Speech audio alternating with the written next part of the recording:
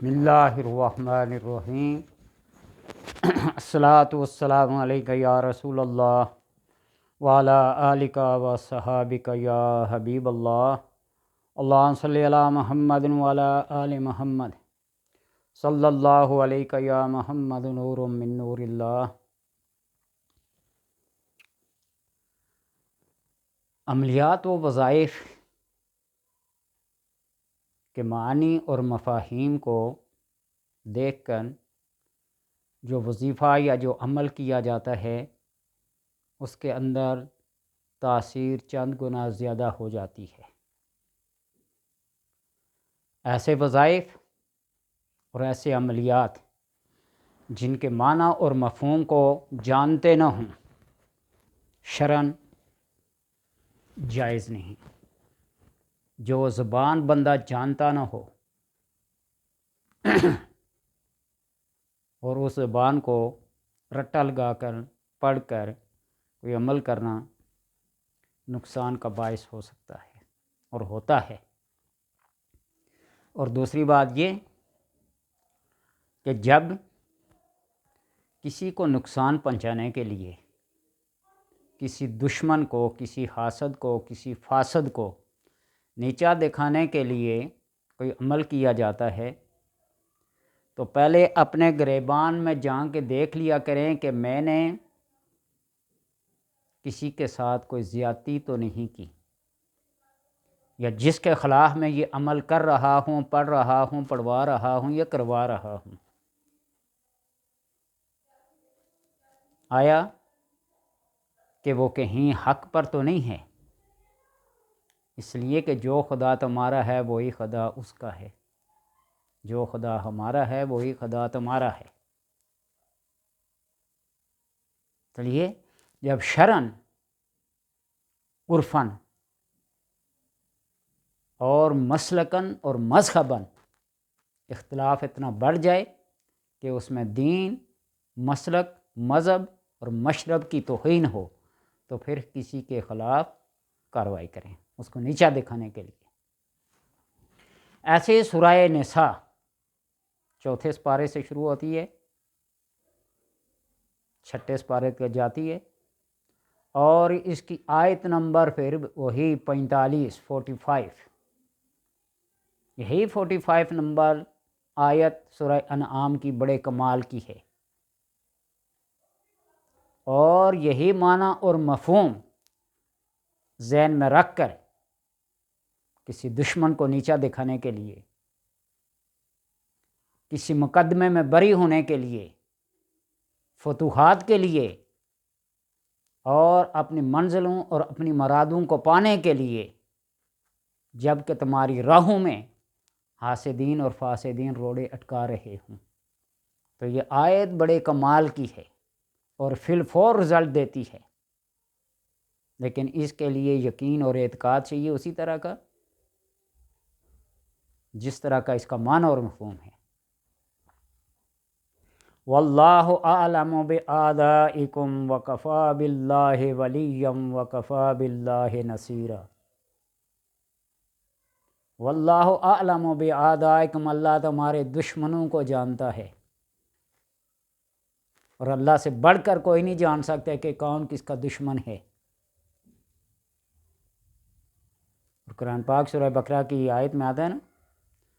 تم کسی چیز کو پسند کرنے لگتے ہو وہ تمہارے لیے شر ہے، اور جس کو تم شر سمجھتے ہو وہ تمہارے لیے حسنہ نیکی ہے، یہ تم نہیں جانتے۔ اس معنی اور مفہوم کو دیکھیے کہ واللہ اعلم بأعدائکم، جب انسان انتہائی مجبور ہو جائے، مضطر ہو جائے، اس کا کوئی چارہ گر اس کا ساتھ نہ دے رہا ہو، تو ایک ذات ہے جو یہ اعلان فرما رہی ہے تمہارے سامنے، واللہ اعلم بأعدائکم، اللہ تمہارے دشمنوں کو جانتا ہے، وکفی باللہ ولیا وکفی باللہ نصیرا۔ کمال کی تفسیر ہے، کمال کا، کفی باللہ ولیا، اور اللہ ہی تمہارے لیے کافی ہے، مددگار، ولی، دوست، نگہبان،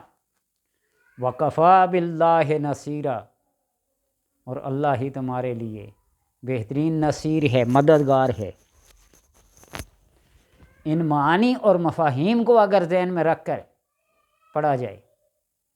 شاید کہ تم نہ جانتے ہو اپنے دشمن کو، خفیہ وار کر رہا ہو، منافقت کر رہا ہو، آستین کا سانپ ہو، اور جب تمہیں ذرا سا بھی کوئی اشارہ مل جائے کہ میرے ساتھ ایسا کام ہو رہا ہے، تم بس اللہ کو ذہن میں رکھ کے اس کی طاقت، اس کی نصرت، اس کی تائید اور اس کی مدد کو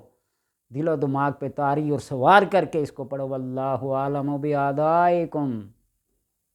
وَكَفَى بِاللَّهِ وَلِيًّا وَكَفَى بِاللَّهِ نَصِيرًا۔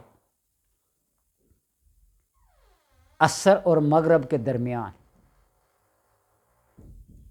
عصر اور مغرب کے درمیان اس کو پڑھے 21 ٹائم، 21 بار۔ پھر کمال دیکھیے، 21 دن تو بڑی دور کی بات ہے، اللہ تبارک و تعالی چاہے تو 21 سیکنڈ سے پہلے کر سکتا ہے، بس تمہارا ایک دفعہ کا پڑھنا اسے منظور اور قبول اور پسند آ جائے کہ واقعی تم مظلوم ہو اور ظالم کے خلاف یہ کر رہے ہو، جابر کے خلاف تم کر رہے ہو، تمہاری بظاہر ہمت طاقت نہیں ہے اس کے ساتھ مقابلہ کرنے کی، لیکن تم اللہ کو اپنا ولی اور مددگار، ولی اور نصیر مان کر اس کو پڑھ رہے ہو، تو پھر دیکھیے کہ اللہ تبارک و تعالیٰ کیسے مدد کرتا ہے، کیسی اپنی ولایت کا اظہار کرتا ہے۔ یا ارحم الراحمین۔ اور یہی آیات کفایات کہتے ہیں ان کو، کفا باللہ ولیم و کفا باللہ نصیرا۔